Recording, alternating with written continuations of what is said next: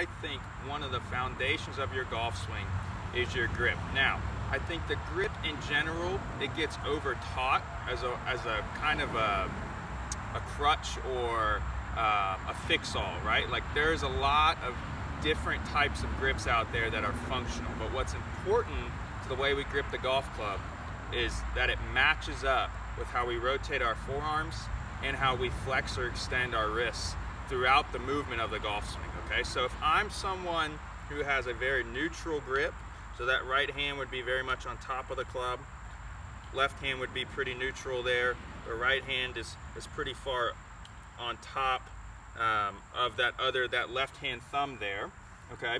That's a pretty neutral grip.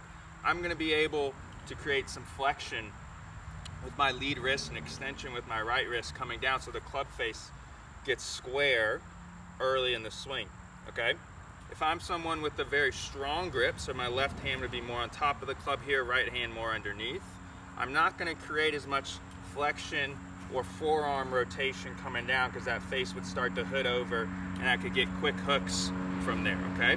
If I'm someone with a pretty weak grip, then I'm probably gonna have both a lot of flexion coming down, extension, flexion in my lead wrist, extension in my right wrist, okay?